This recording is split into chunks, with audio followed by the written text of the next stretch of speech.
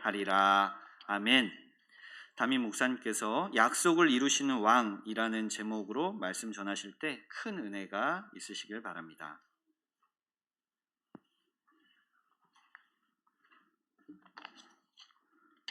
우리 영상으로 예배하시고 또 예배당에서 예배하시는 우리 모든 분들 새해 복 많이 받고 계십니까?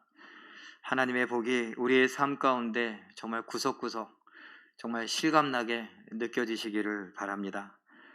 오늘 우리가 특별히 하나님에 대하여서 약속하시는 하나님, 그 약속을 이루시는 하나님에 대해서 생각하려고 합니다. 저는 그렇게 생각합니다. 믿는다라고 하는 건 내가 믿는 하나님에 대하여서 깊은 생각을 해보고 그 하나님이 내 삶을 통해 하나님이 하고자 하시는 일들을 하게끔 하시는 것.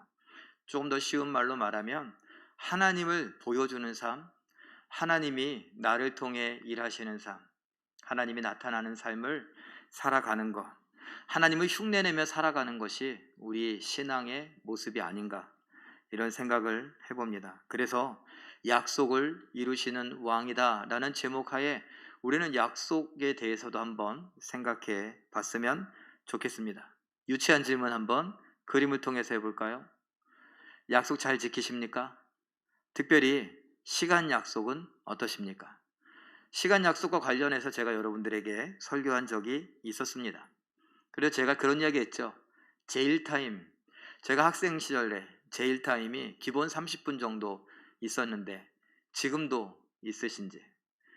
우리 어르신들은 원로 목사님과 함께 신앙생활하면서 특별히 신방대원들, 목사님이 신방을 간다 하더라도 약속 안 지키면 바로 출발해 버려갖고 미리 와야 된다고, 장례식장에 간다, 결혼식장에 간다 그러면은 30분 전부터 와갖고 차에 타고서 기다리고 계시고 그러기도 하시는데, 근데 그런 모습이 우리 젊은 청년들에게는 어떻게 전달되고 있는지, 학생들에게는 어떻게 전달되고 있는지, 그것은 내가 집에서 가족들과 또는 지인들과 시간 약속을 하고 그 시간 약속에 대해서 얼마나 잘 지키는지, 이런 것들을 한번 생각해 보셨으면 좋겠습니다.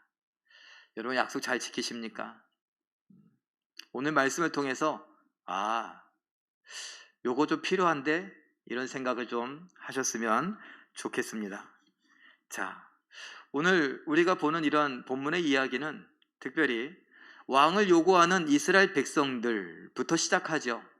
하나님이 왕으로 계시면서 이스라엘 백성을 출애굽시키고 광야를 지나 가나안 땅에 들어가시는데, 그 과정 속에 애굽에도 왕이 있었고 광야에서도 나라들을 만날 때에 왕이 있었고 가나안 땅에도 많은 왕들이 있었습니다. 모세와 여호수아를 통해서 약 40여 명의 왕들을 하나님께서 죽이시는 역사, 전쟁의 역사를 우리에게 기록해 주신 것이 여호수아입니다. 그런 여호수아를 통해서 우리가 봐놓고도 이스라엘 백성들은 아니다, 그래도 우리가 왕이 있었으면 좋겠다, 이런 생각을 합니다. 하나님을 왕으로 인정하고 싶지 않았던 이스라엘 사람들의 불신앙적인 모습을 하나님은 보셨습니다. 사무엘에게 이렇게 말씀하신 거 기억하시죠? 얘야, 저들이 너를 버림이 아니라 나를 버림이다 라고 말씀하셨습니다. 자, 그러면 여러분, 하나님께서 이걸 알고 계시면서 왜 이스라엘 백성들에게 왕을 세워줘라 이렇게 말씀하셨을까요? 아니, 하나님을 버리는 일인데 왜 하나님을 버리는 일을 하나님은 허락하셨을까요? 생각해 보신 적이 있습니까? 저는 여러분들과 생각하는 신앙인이 되자라는 이 표를 갖고 3년째 하고 있는데, 신앙생활에 대해서, 특별히 말씀에 대해서도 우리는 곰곰이 생각해 봐야 합니다. 왜 하나님은 나를 버리는 저들의 요구인 왕을 왜 하나님께서 기꺼이 들어주셨을까요? 하나님은 저들이 요구하는 왕, 저들은 세상의 왕과 같이 정말 허우대 멀쩡하고 멋있어 보이고 카리스마 있고 군대를 소집하고 나가서 싸움을 잘하고 전쟁에 승리하고 그래서 우리나라의 평화와 안녕을 지켜줄 그런 왕을 원했습니다. 그러나 하나님은 그 너머에 진정한 왕을 보셨으니 모든 백성들을 하나님께로 이끌어올 왕을 보신 것입니다. 누구냐? 바로 예수님이십니다. 그 예수님을 하나님은 바라보고 계시기 때문에 저들의 요구를 들어주시는 것이고, 그 요구를 들어주시는 과정 속에 하나님의 뜻을 분명히 드러내십니다. 무슨 말이냐? 첫 번째 왕 사울은 저들이 정말 원하는 왕을 세워줬습니다. 키도 크고, 그리고 잘생겼고, 그리고 싸움도 잘하고 뭔가 좀 있어 보이는 그런 왕이었습니다. 카리스마도 있습니다. 그런데 그 왕이 하나님이 원하시는 모습대로 가지 않습니다. 그래서 하나님께서는 그것을 빌미로 해서 하나님의 마음을 전달해 줍니다. 얘야, 네가 나의 말을 버렸기 때문에 나도 너를 버린다, 이런 이야기를 하십니다. 그리고 무슨 말씀하시느냐? 이제 너의 왕위를 너의 아들 요나단이 아니라 너보다 나은 이웃에게 주리라. 그 나은 이웃은 누구입니까? 우리는 잘 알고 있죠. 다윗입니다. 그리고 하나님은 말씀하십니다. 너보다 더 나은 너의 이웃 다윗은 내 마음에 맞는 자다 라고 분명히 말씀하십니다. 우리 성경을 사도행전 13장 22절 한번 읽어보죠. 시작. 내가 이새의 아들 다윗을 만나니 내 마음에 맞는 사람이라 내 뜻을 다 이루리라. 사무엘상 13장 14절에서도 그의 마음에 맞는 사람을 구하여, 그는 하나님이십니다. 사무엘이 사울 왕에게 하는 말이고, 그 사울 왕에게 하는 그 말 중에 그의 마음, 하나님의 마음에 맞는 사람을 구하여 당신보다 나은 이웃, 바로 그 다윗에게 그를 왕위를 넘기실 것입니다. 이런 이야기를 하는 것이죠. 자, 그럼 우리는 이제 다윗이라고 하는 사람을 봐야 합니다. 다윗이라고 하는 사람은 하나님의 마음에 맞다고 했으니, 하나님이 그를 통하여 하나님의 뜻을 이루겠다고 하셨으니 그는 어떻게 살아갈까? 특별히 하나님의 명령과 관련하여서 하나님과의 관계 속에서 그는 어떠한 태도를 갖고 살아가는가, 어떠한 생각을 갖고 살아가는가를 보면서, 나는 하나님의 마음에 맞는 사람이 되려면 인간적으로 다윗과 같이 해야 되지 않을까, 이런 생각을 해봐야 합니다. 다윗은 우리가 잘 알고 있는 대로 단순히 다윗으로 끝나지 않습니다. 성경을 통해서 우리는 잘 알고 있죠. 그 성경은 분명히 말합니다. 다윗은 다윗 개인으로 사는 것이 아니라 예수님을 보여주는 예수님의 그림자로서, 예수님의 모형으로서, 예수님의 어떤 캐릭터, 예수님의 프라모델, 이런 것처럼 예수님을 본따서 만든 것처럼 보여지는 다윗. 그래서 인간적인 그 다윗의 모습을 보면서 우리는 내가 인간으로서 하나님의 마음에 맞게 산다는 건 무엇인가, 다윗의 생각을 엿보고 다윗의 삶의 태도를 엿보면서 우리가 배울 필요가 있다. 이건 단순히 도덕적인 설교로 다윗의 이런 모습을 배우자, 이런 차원의 것이 아닙니다. 다윗을 통해 예수를 보라는 것입니다. 다윗을 통해 다윗을 단계를 밟고 예수께까지 가고 예수의 단계를 밟아가며 예수님과 같이 살아가기를 바라는 것이 바로 우리 신앙인들의 모습이니까, 그래서 다윗이 중요하다라는 것이죠. 자, 그러면 다윗은 하나님이 원하는 삶을 살아갑니다. 전쟁이 일어났고 그 전쟁 속에 사울 왕과 그의 아들 요나단이 죽었습니다. 자기의 원수이기도 한 사울 왕 때문에 슬퍼하고 자기의 친구이기도 한 요나단 때문에 슬퍼합니다. 그러다 이제 왕이 되었습니다. 왕이 되면 이제 어떻게 됩니까? 이스라엘 백성들이 왕을 요구할 때 그랬어요. 우리에게 왕을 주어 우리를 위하여 나가 싸우게 하고 우리에게 승리를 가져다 주게 하옵소서. 왕은 우리를 위해 싸워야 합니다. 나라를 위해, 백성을 위해 싸워야 합니다. 그런데 왕이 된 다윗, 그의 모습을 보니 하나님 앞에 묻습니다. 하나님, 지금 전쟁이 났는데 어떻게 할까요? 뭘 어떻게 해요? 나가야지. 뭘 물어? 아니요. 당연한 인간적인 모습이 아니라 그는 하나님과의 관계 속에서 내가 왕으로서의 책임이 있고 왕으로서의 어떤 의무가 있지만 그것보다 앞서는 것이 하나님과 나와의 관계였습니다. 여러분 어떻습니까? 여러분은 어떠한 기업의 오너이기도 하십니까? CEO입니까? 아니면은 여러분은 한 가정의 가장이십니까? 아니면 여러분은 여러분의 삶 속에서 어떤 역할들을 맡고 계십니까? 저 제일교회 담임 목사라고 하는 직책, 직무를 갖고 있습니다. 이것이 굉장히 무겁더라고요. 마땅히 제가 해야 할 일이 있습니다. 그런데 그 해야 할 일 가운데에서도 하나님 앞에 먼저 여쭙는 것, 그것이 제일 중요하더라고요. 다윗, 하나님 전쟁 났습니다. 어떻게 할까요? 이 말은요, 기다려라. 그러면 기다리겠다는 거예요. 우리의 나라의 절반을 잃어버려도 하나님이 기다리라고 하면 기다리겠다는 거예요.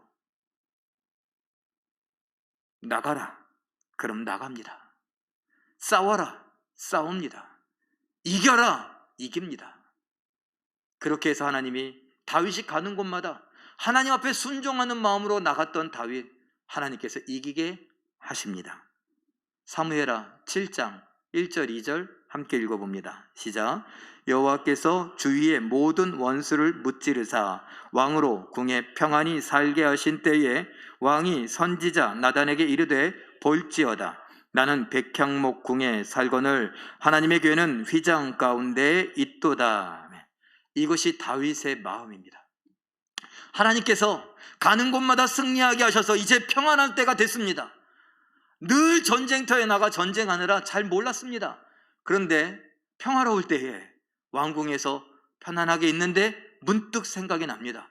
아이고, 이렇게 죄송스러울 때가, 나에게 날마다 승리를 주고 이 평화를 주시는 하나님이신데 나는 이렇게 백향목궁에, 이렇게 안전한 곳에, 이렇게 따뜻한 곳에, 이렇게 포근한 곳에, 안락한 곳에 있는데 하나님의 교회는 저 휘장 가운데 있도다. 휘장을 번역을 살펴보면 텐트예요. 천막이에요. 저 텐트 천막 속에 있구나. 저 텐트 천막은요, 이 왕궁보다 안전하지 않고, 이 왕궁보다 편안하지 않고, 이 왕궁보다 따뜻하지 않고, 포근하지 않고, 안락하지 않은 저 불편한 곳에 있구나. 다윗은 하나님이 거기에서 주무신다고 생각한 것이 아닙니다. 다윗은 하나님이 세상을 창조하시고 하나님이 어디에 거하시는 분이 아니라는 것쯤은 알고 있습니다. 하나님은 어디나 계시는 분, 영이신 줄 알고 있습니다. 그러나 하나님의 임재를 상징하는 언약궤가, 나는 이 백향목궁에 거하고 언약궤는 저 텐트 한 천막 안에 있는 것이 너무나 죄송스럽습니다. 왜 그럴까요? 은혜를 알아서 그래요. 사울에게 나가서 뭐라고 했습니까? 왕이시여, 제가 아버지의 양들을 지킬 때에 사자나 곰이 와서 아버지의 양을 물어갔을 때에 내가 쫓아가서 내가 그 사자의 이빨과 곰의 발톱으로부터 이 아버지의 양을 구해왔습니다. 그런데 내가 싸움 잘하는 것을 드러낸 겁니까? 이야기를 잘 들어보니 자기가 한 것이 아니라 하나님이 하셨대요. 하나님께서 나를 그 사자와 곰의 이빨과 발톱으로부터 지키셨는데 저 야만인 것 같은 하나님을 모르는 저 이방인 골리앗으로부터 지키지 않으시겠습니까? 사자와 곰으로부터 자기 자신을 지키셨던 하나님의 은혜를 알았습니다. 골리앗의 칼과 창으로부터 자기를 지키신 하나님, 그 하나님의 은혜를 알았습니다. 수많은 원수들, 블레셋과 그 이방의 나라들로부터 그들의 창과 그들의 칼과 그들의 음모와 권모와 술수로부터 자기를 지키신 것을 알았습니다. 하나님이 아니었다면 나는 이곳에 있을 수 없다는 것이죠. 사울왕이 평생도록 자기를 따라다니며 자기를 죽이려고 했는데 그 죽이려고 했던 그 사울로부터 하나님께서 나를 지키고 보호하시는 것처럼, 아비가일이 뭐라고 말합니까? 다윗이여, 당신은 하나님의 생명싸개 속에 숨겨져 있는 자와 같습니다.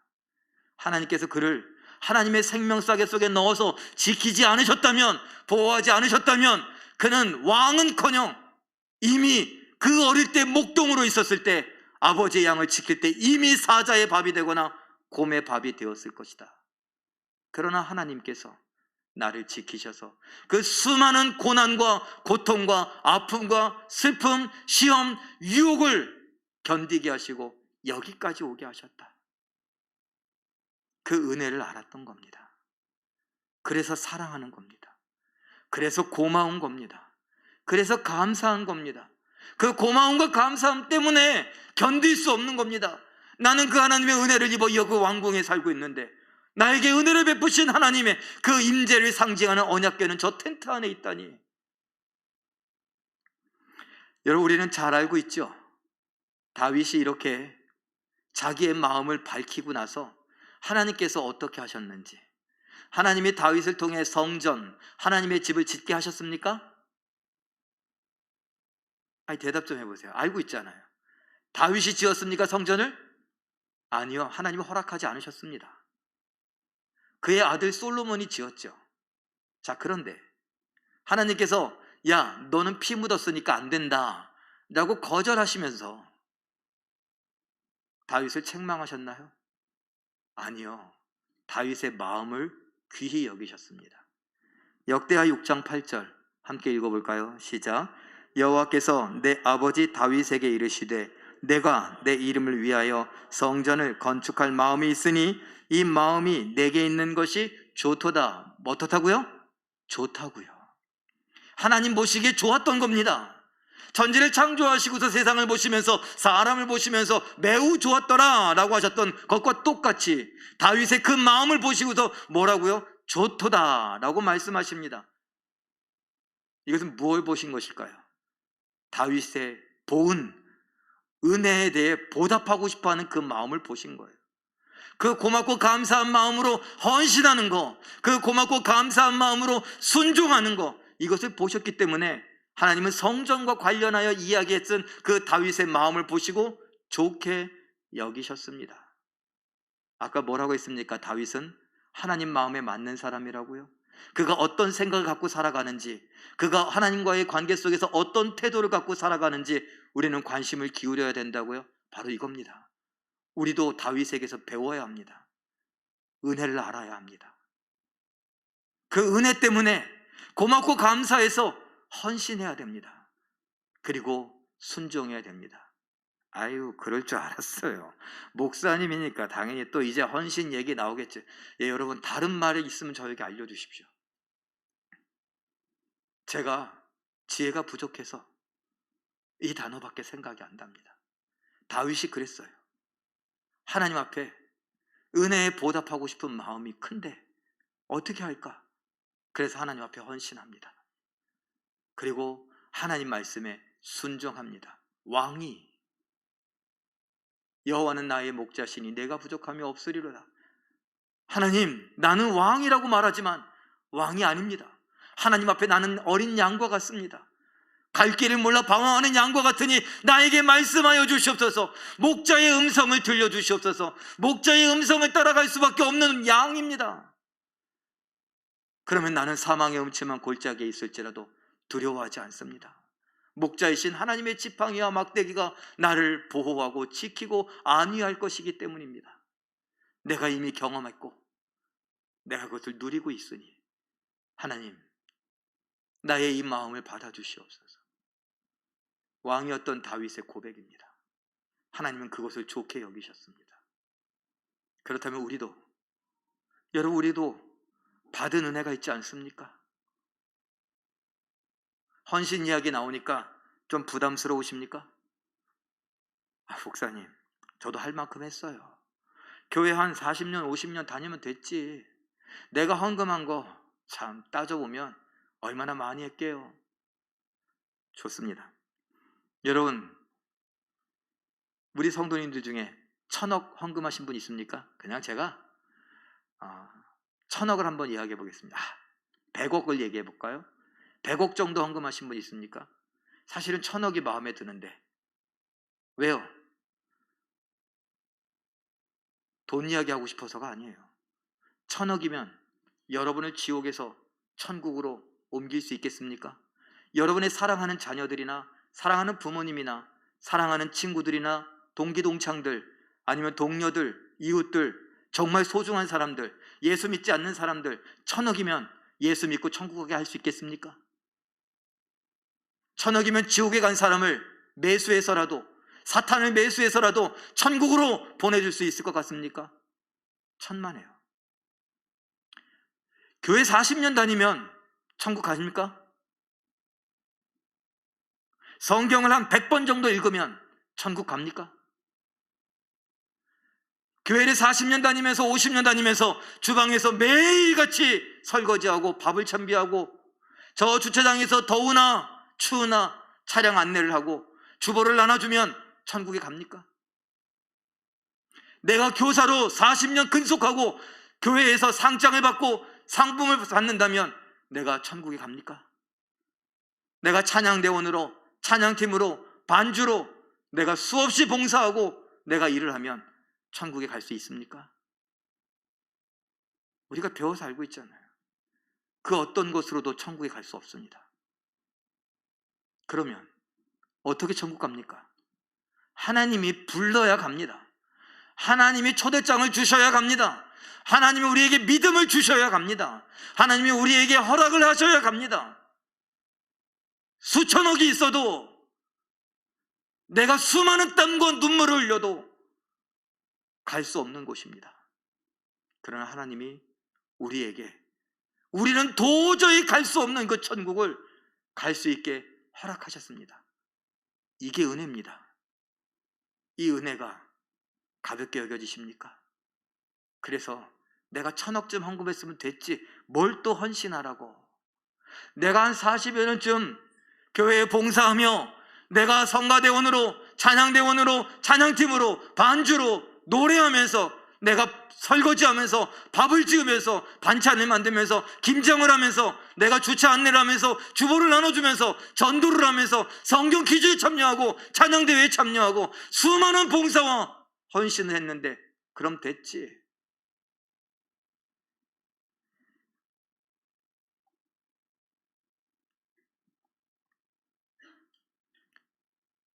죄송합니다. 은혜를 모르는 겁니다.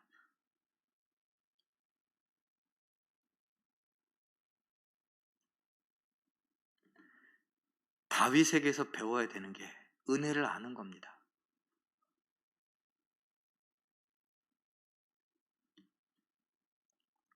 여러분, 유튜브라고 하는 그런 도구가 있어요. 들어가 보면 여러분이 검색해 보세요. 은혜를 아는 사자, 은혜를 아는 상어, 은혜를 아는 동물, 이렇게 한번 검색해 보세요. 사자가 사람을 잡아먹습니까? 아니면 사람하고 어울려 놉니까? 사자는 맹수입니다. 사람을 잡아먹거나 물거나 해칩니다. 그런데 그 사자가 반갑다고 사람하고 엉겨붙어서 막 꼬리를 치고 사람 얼굴을 핥는 그런 실화가 있고 그 실화를 영화로 만든 것도 있습니다. 상어가 자기를 도와줬다고 은혜를 안다고 사람에게 와서 사람과 어울리는 장면을 보여주기도 합니다. 맹수들이 아무리 맹수라도 은혜를 안다고. 여러분, 저희 집에 개 한 마리를 키웁니다. 근데 저희 집 가족들이 아유 저놈의 개는 맨날 아빠만 좋아한다고 그래요. 제가 직업이 뭐죠? 목사예요. 요것도 그래서 목회적으로 제가 해석합니다. 아이고 다른 사람들보다 내가 더 사랑해서가 아니라 쟤는 은혜를 아는 애라고. 버려진 상황 속에서 내가 데리고 왔기 때문에 자기를 이 편안한 집으로, 이 사랑하는 집으로 데리고 와준 것을 지금도 기억하고 있는 거라고. 그래서 나를 볼 때마다 고마워서, 나를 볼 때마다 은혜를 보답하고자 나의 얼굴을 그렇게 핥아주고 저 얼굴에 버진 필 것 같아요.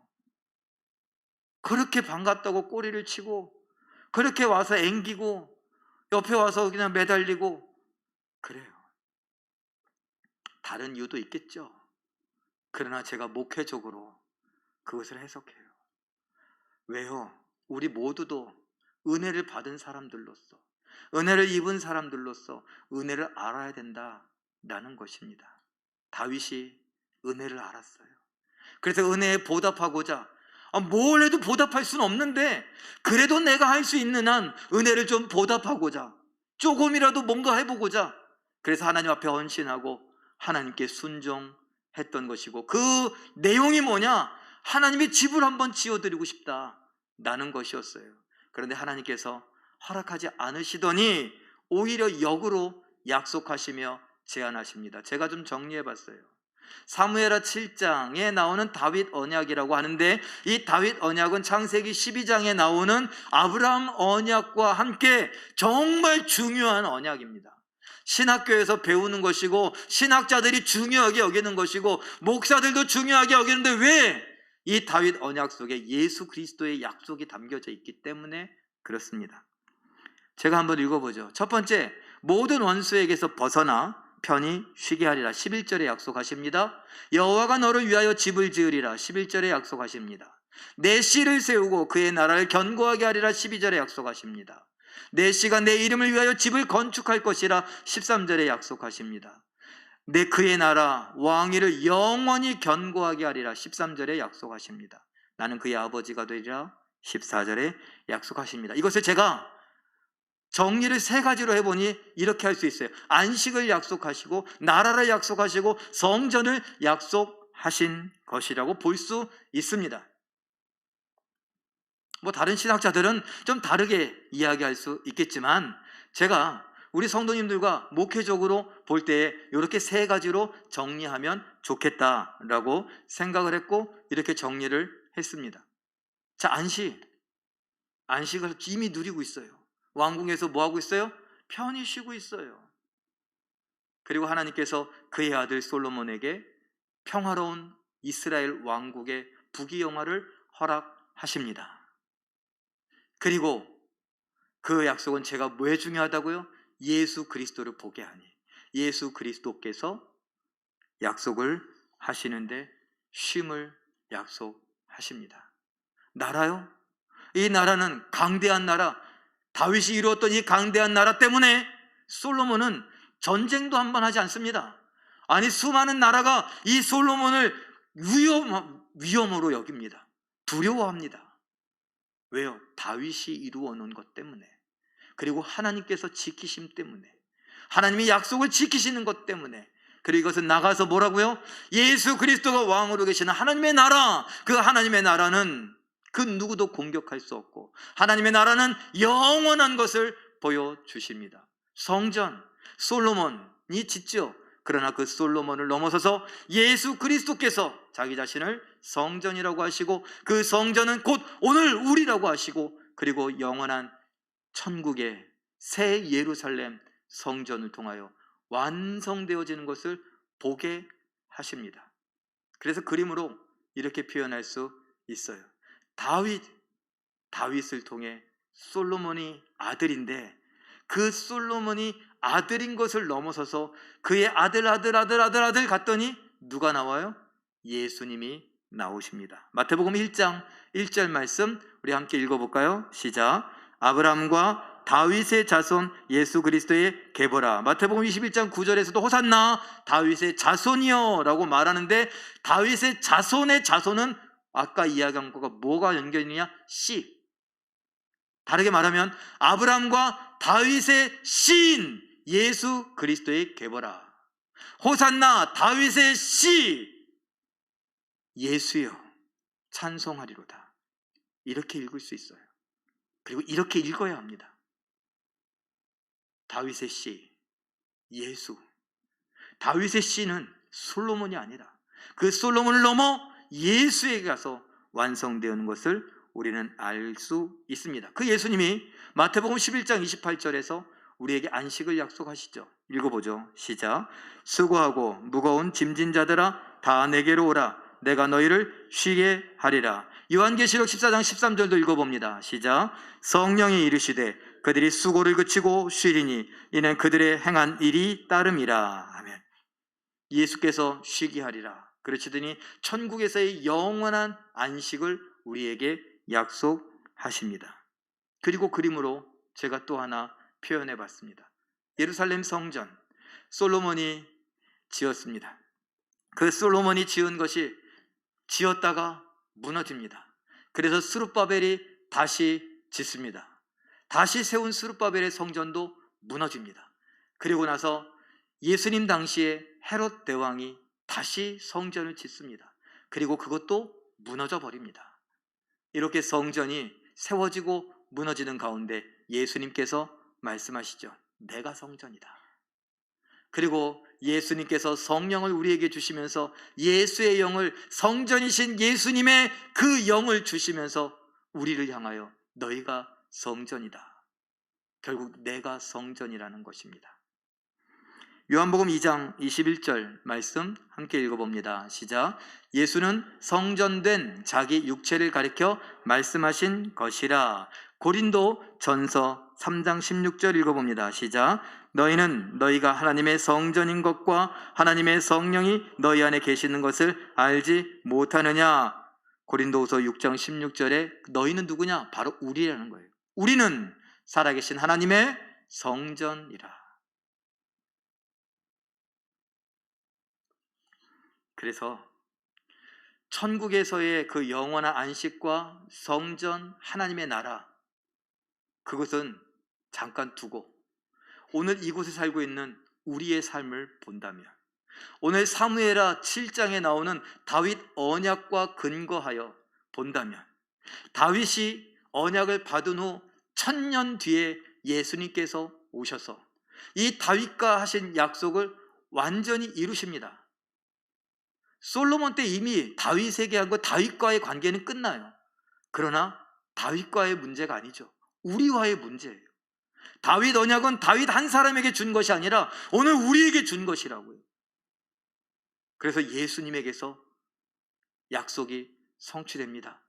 근데 그것이 끝나는 줄 알았는데 2000년 뒤엔 오늘 우리의 삶에 예수님께서 수고하고 무거운 짐진 자들아 다 내게로 오라. 내가 너희를 쉬게 하리라. 누구에게 했던 약속이라고요? 다윗에게 했던 약속. 너는 나의 나라의 백성이다. 하나님의 나라를 우리에게 주십니다. 하늘에 계신 우리 아버지여, 이름이 거룩히 여김을 받으시오며 나라의 임하옵시며.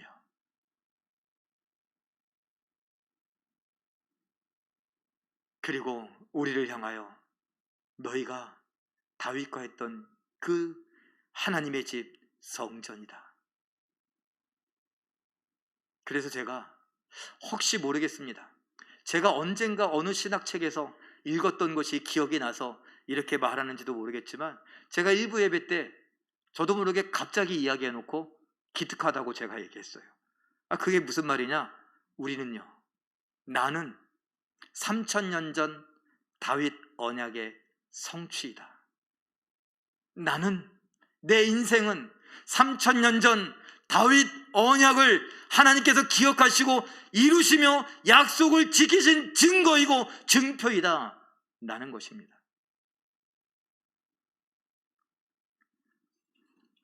그래서 유치한 이야기로 다시 넘어가면 약속으로 가는 겁니다. 3000년 전의 약속을 내 인생을 통해 이루신 것을 보여주시는데, 그 약속의 증거의 삶을 살고 있는 우리는 다른 사람과의 약속을 어떻게 생각하느냐? 하나님을 믿는다고 하면서 그 3000년 전의 약속을 오늘 내 삶을 통해 이루어 가시는 그 하나님을 믿는다고 하면서 나는 다른 사람과의 약속을 우습게 여겨서 되겠는가? 너희는 서로 사랑하라. 다윗이 하나님을 사랑했고 하나님이 다윗을 사랑해서 그 약속을 지금 우리에게 이루고 계시는데, 우리는 서로 사랑하라는 말씀을 듣고 서로 사랑하기 때문에 약속을 지켜야 된다는 생각을 못 하십니까? 이런 유치한 적용을 한번 제안하는 건 어떨까요? 한번 읽어봅니다. 시작. 하나님을 믿는 믿음으로 서로를 사랑하며 시간 약속을 잘 지킵시다. 이거는 유초등부 수준의 이야기입니다. 그러나 우리가 너무나 바쁘게, 너무나 힘들게 살다 보니까 이런 것과 우리의 믿음을 연결시키지 못했었습니다. 시간 약속을 지키는 건 그 사람의 시간을 아껴주는 겁니다. 그 사람의 시간을 아낀다는 건 그 사람을 존중한다는 것이고, 그 사람을 존중한다는 건 그 사람을 사랑한다는 것입니다. 사랑의 표현이 이렇게 시간 약속 하나 지키는 것과도 연결되어 있다면, 사랑하는 성도 여러분, 우리가 시간 약속에 대해서도 좀 깊이 생각해 볼 필요가 있지 않을까요? 자, 이젠 짧게나마 조금 어른스러운 이야기를 해볼까요? 뭐냐 하면, 아니, 이거 좀 이따 읽을게요. 여러분, 우리가 내 인생은 3000년 전 다윗과 하신 약속을 성취하는 그 성취의 증거물이라고 했는데,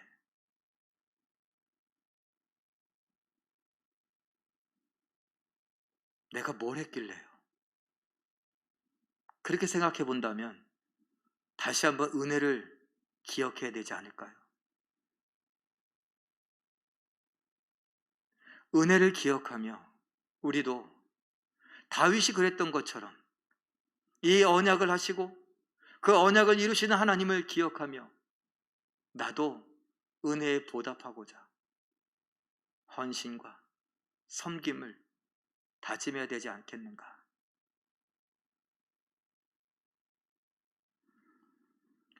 수고가 많으시다고, 얼마나 힘이 드시냐고 위로하는 것, 그것은 진짜 초보 단계의 믿음입니다. 그 믿음에서 이제 우리도 중년의 역사를 자랑해 50년 가까이 되었다면 이젠 은혜를 아는 자들로, 은혜를 입은 자들로 그 은혜에 보답하고자 하나님 앞에 내 삶을 어떻게 헌신하며 어떻게 순종할 수 있는가? 그만큼 했다, 그만큼 했으면 됐다 라고 하는 건 아까 말씀드린 대로 내가 받은 은혜가 얼마나 큰지 모른다는 증거예요. 옛날에 했던 것이 중요한 것이 아니라, 중요해요. 그러나 그 옛날에 했던 헌신과 섬김으로 여기까지 왔죠. 그러나 오늘, 내가 오늘 하나님과의 관계 속에 그 은혜를 알아 고맙고 감사함으로 내가 할 수 있는 헌신, 내가 할 수 있는 순종, 이것이 예수 그리스도를 닮아가게 하는 것입니다.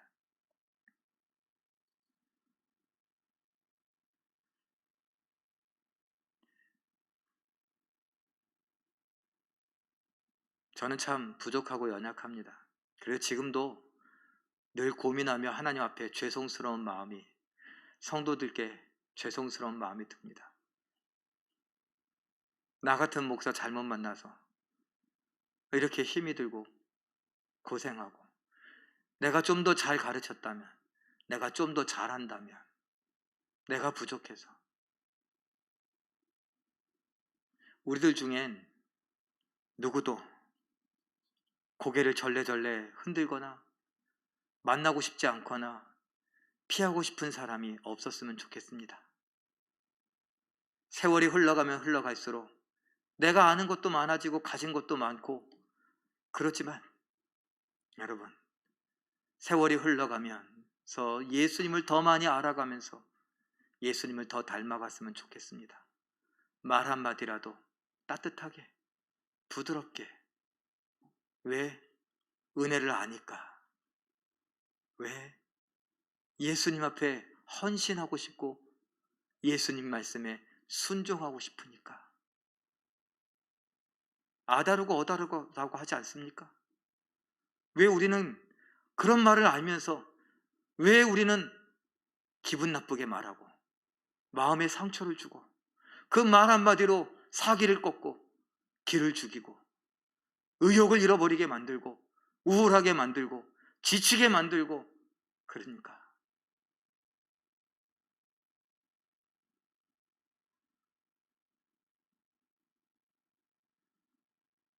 예수를 믿는다는 건 고맙고 감사해서 예수님으로부터 받은 그 은혜를 누군가에게 또 흘려보내는 것입니다.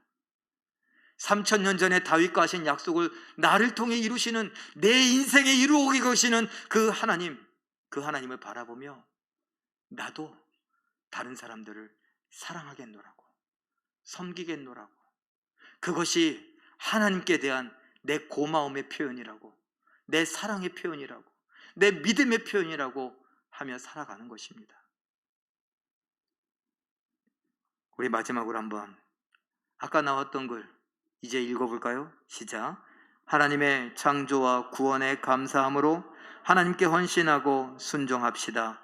하나님으로부터 위대한 일을 기도하고 하나님을 위해 위대한 일을 시도하면서 하나님의 약속 성취에 동참합시다.